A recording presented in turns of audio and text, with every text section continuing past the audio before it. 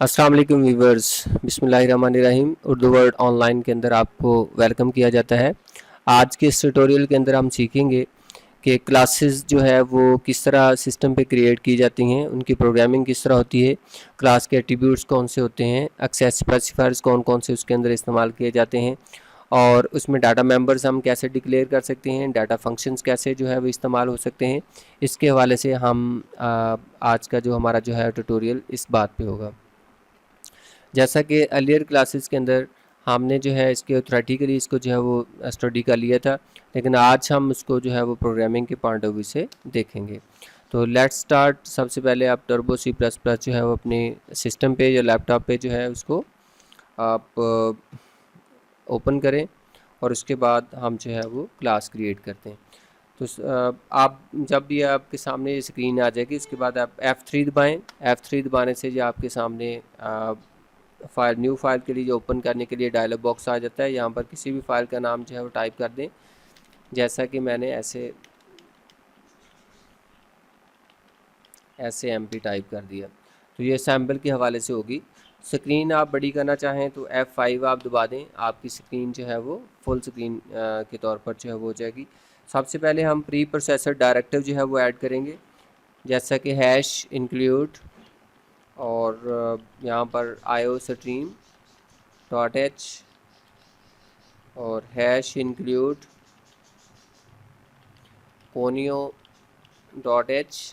Console input output header file होती है। ऊपर वाली IO स्ट्रीम है, यानी कि इनपुट आउटपुट स्ट्रीम के तौर पर इसको इस्तेमाल करते हैं। अब यहाँ पर क्लास का नाम हम रखेंगे सबसे पहले। उसके लिए जिस तरह के अर्लियर लेक्चर के अंदर आपको बताया गया था कि क्लासेस हमेशा डिक्लेयर होती हैं क्लास कीवर्ड से। तो यूँ ही आप क्लास लिखेंगे, ये वाइट कलर में हो जाएगा, यानी कि एडिटर के अंदर जितने भी रिजर्व वर्ड हैं उन तमाम को वाइट कलर से ज़ाहिर किया जाता है क्लास। और यहाँ पर इसका नाम दे दें, सपोज मैंने क्लास का नाम दे दिया स्टूडेंट। और उसके बाद मैं यहाँ पर दो ब्रैकेट्स की देंगे जो क्लास को बॉडी को जो है वो ज़ाहिर करती हैं। तो इसके अंदर हम क्लास एक्सेस स्पेसिफायर्स देंगे, जिस तरह के अर्लियर हम डिस्कस कर चुके हैं थ्योरी के अंदर कि स्पेसिफायर्स हमारे पास दो तरह के होते हैं, एक प्राइवेट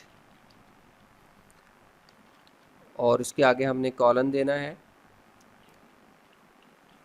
और दूसरा हमारे पास जो है वो पब्लिक होता है। प्राइवेट के अंदर हम डाटा मेंबर्स डिक्लेयर कर सकते हैं, जिस तरह ये इंटीजर A, B, इस तरह आप कोई भी वेरिएबल डिक्लेयर कर सकते हैं डिफरेंट डाटा टाइप्स के। और दूसरा हमारे पास जो एक्सेस स्पेसिफायर होता है वो पब्लिक होता है। पब्लिक एक्सेस स्पेसिफायर्स हम इस्तेमाल करते हैं डाटा फंक्शंस को, क्योंकि डाटा मेंबर्स के ऊपर जो है फंक्शन डाटा मैनिपुलेशन जो है वो सरंजाम देते हैं। तो सबसे पहले हम जो एक सैम्पल क्लास जो है वो डिज़ाइन करेंगे, जिसके अंदर सिर्फ हम मैसेज जो है वो डिस्प्ले करेंगे। इसके अंदर हम कोई भी डाटा मैनिपुलेशन नहीं करेंगे वेरिएबल्स की। तो उसके लिए मैसेज डिस्प्ले करने के लिए एक फंक्शन डिक्लेयर करते हैं, वाइड शो।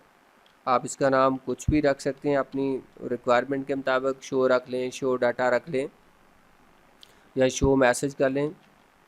जो भी किसी वेरिएबल का नाम दिया जा सकता है वही आप फंक्शन का नाम जो है वो रख सकते हैं। तो यहाँ पर हम लिखेंगे जी सी आउट, मैसेज कोई भी दे दें। फॉर एग्जांपल मैंने लिख दिया कि welcome to object oriented programming, और यहाँ पर इसको हमने डबल कोटेशन से क्लोज किया और स्टेटमेंट को सेमीकोलन से एंड किया। इसके साथ व्यूवर्स, जैसे आपको पहले भी मैं बता चुका हूँ कि क्लास को हमेशा हम एंड करते हैं सेमीकोलन के साथ। उसके बाद हमारा जो है वो मेन प्रोग्राम शुरू होगा। यहाँ से हम लिखेंगे वाइड और मेन, और उसके बाद उसकी बॉडी के लिए यहाँ पर ब्रैकेट्स आएंगी। तो जिस तरह पहले हम वेरिएबल यहाँ पर डिक्लेयर किया करते थे, यानी कि इंटीजर के, फ्लोट के, या डबल वगैरह के हवाले से, या करैक्टर स्ट्रिंग के हवाले से, अब क्योंकि क्लासेस हमारे पास जो है यूज़र डिफाइंड डाटा टाइप की भी फैसिलिटी देती हैं, तो ऑब्जेक्ट्स क्रिएट करने के लिए इस्तेमाल होते हैं। तो एज ऑब्जेक्ट इनकी क्रिएशन के लिए, या यूज़र डिफाइंड डाटा टाइप, जिस तरह हम वेरिएबल डाटा टाइप के वेरिएबल डिक्लेयर करते हैं, इसी तरह हम क्लास के वेरिएबल जो है वो डिक्लेयर करेंगे, जिसको हम ऑब्जेक्ट बोलेंगे। क्लास का नाम हमारे पास जो है वो स्टूडेंट है, तो स्टूडेंट डाटा टाइप की जगह पर, और यहाँ पर हम O1 लिखेंगे। तो O1 हमारे पास एक ऑब्जेक्ट है जो क्रिएट होगा किस क्लास का, स्टूडेंट क्लास का।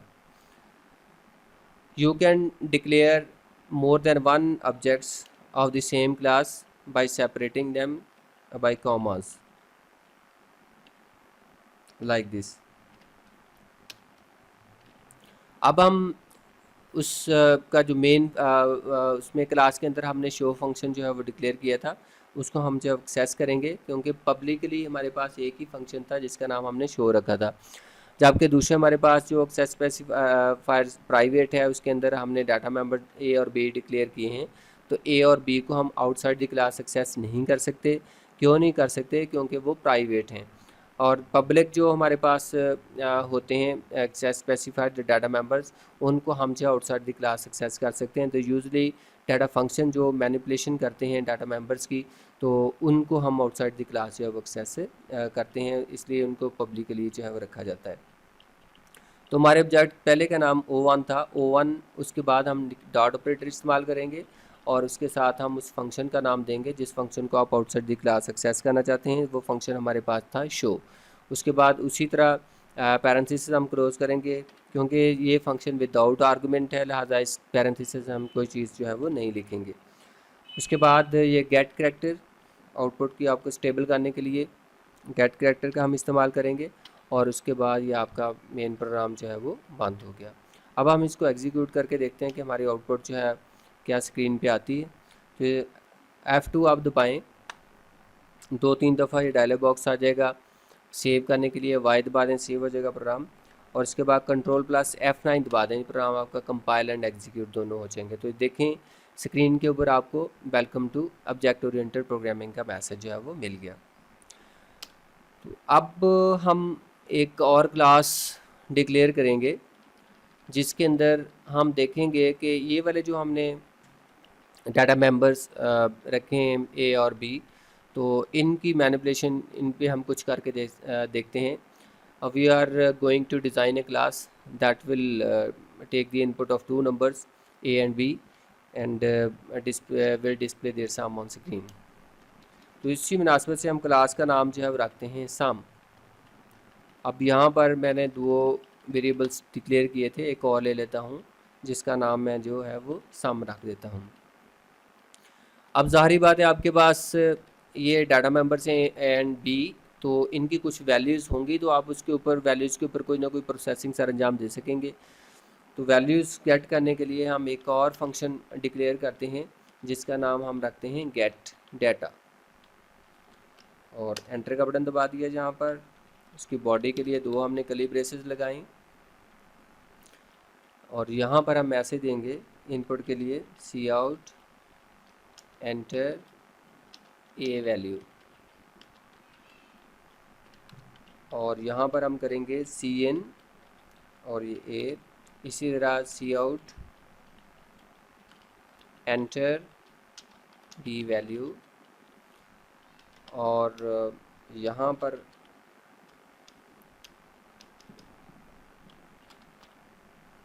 हम देंगे सेमीकोलन और CN करेंगे बी की वैल्यू। इस तरह दोनों वैल्यूज़ आपके पास जो है वो गेट हो गई। अब हम क्या काम करना चाहते हैं कि इन 2 वैल्यूज़ को हमने जो है वो जमा करवाना है, सम कैलकुलेट करना है। तो sum is equal to A plus B, हम इसको इस तरह कर दें। उसके बाद हम इस सम को स्क्रीन के ऊपर जो है वो डिस्प्ले करवा देंगे। तो सी आउट यहाँ पर मैसेज देंगे सम इज़, और सम आपका किस वेरिएबल के अंदर है वो वेरिएबल इधर दे देंगे, यानी कि सम आपका सम वेरिएबल के अंदर है।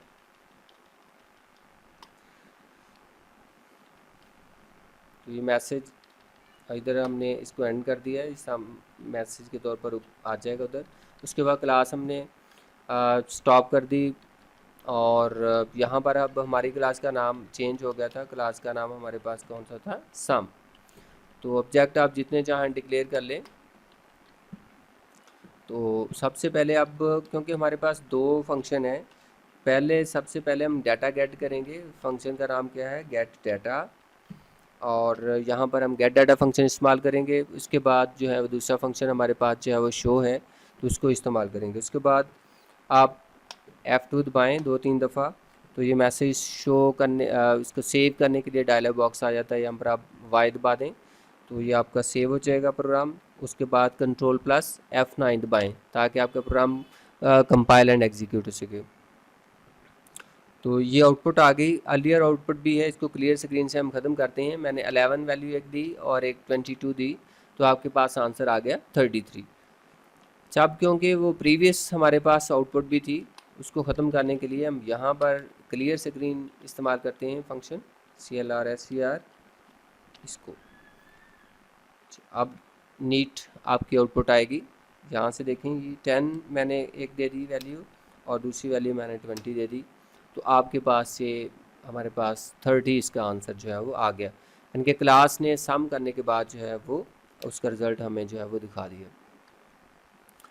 इसके लिए हमने देख लें दोबारा से क्या किया कि सबसे पहले हमने क्लास का नाम रखा सम, और 3 हमने जो है वो डाटा मेंबर्स डिक्लेयर किए A और B, और तीसरा उसका सम स्टोर करने के लिए। उसके बाद हमने 2 डाटा फंक्शंस हमने जो है डिक्लेयर किए, एक गेट डाटा और दूसरा हमारे पास जो है वो शो डाटा के हवाले से था, या शो रिजल्ट आप उसको कह लें। तो ये हमने वैल्यू गेट की A की, फिर B की। उसके बाद हमने इसको यहाँ पर जमा किया, जमा करने के बाद उसको ये डिस्प्ले करवा दिया। तो इधर आकर हमने उस क्लास का सम क्लास का जो है ऑब्जेक्ट डिक्लेयर किए 2, O1 एंड O2, और फिर हमने दोनों ही जो डाटा फंक्शन थे इसमें से वो हमने एग्जीक्यूट करवाए। तो अब ये एक आपका ऑब्जेक्ट जो है वो एग्जीक्यूट हो गया O1। अगर आप इसी तरह चाहें कि O2 के साथ भी ये फंक्शन एग्जीक्यूट करना चाहें तो वो भी हो जाएंगे। यहाँ पर हम सम के बाद, क्योंकि अब सेकंड आउटपुट भी आएगी, तो इधर एंड लगा देते हैं, एंड लाइन मैनिपुलेटर यहाँ पर इस्तेमाल होगा जो नेक्स्ट लाइन पे आपकी आउटपुट ले आएगा O2 की। तो उसी सेम वे के साथ O2 डॉट हम यहाँ पर लिखेंगे गेट डाटा, और इसी तरह O2 डॉट शो। ये F2 आप दबाएं और इसको सेव कर लें। उसके बाद कंट्रोल प्लस F9 दबाएं कंपाइल एंड एग्जीक्यूशन के लिए। अब यहाँ से देखें, ये मैंने 112 दिया और सेकंड वैल्यू इसमें 22 दे दी, आपके पास पहले का आ गया सम। उसके बाद मैंने 33 दिया और 44 दिया, तो ये आपके पास सेकंड का आ गया। इस तरह ये दोनों ऑब्जेक्ट, यानी कि O1 भी आपका क्लास का ऑब्जेक्ट एग्जीक्यूट हो गया और इसके साथ साथ O2 भी एग्जीक्यूट हो गया। उम्मीद है कि आपको क्लास फार्मेशन की समझ आ गई होगी कि क्लास किस तरह हम जो है वो डिक्लेयर करते हैं, और इसके साथ हम डिफरेंट काइंड्स ऑफ प्रोग्राम किस तरह जो है वो तरतीब दे सकते हैं। और इसके साथ साथ हमने देखा कि किस तरह एक्सेस स्पेसिफायर्स भी इसके अंदर हम जो है वो इस्तेमाल कर सकते हैं। प्राइवेटली हमने कैसे किया और पब्लिकली हमने इसको कैसे जो है वो किया। बस आज के लिए इतना ही। उम्मीद है लेक्चर आपको जो है वो पसंद आया होगा। अल्लाह हाफिज़।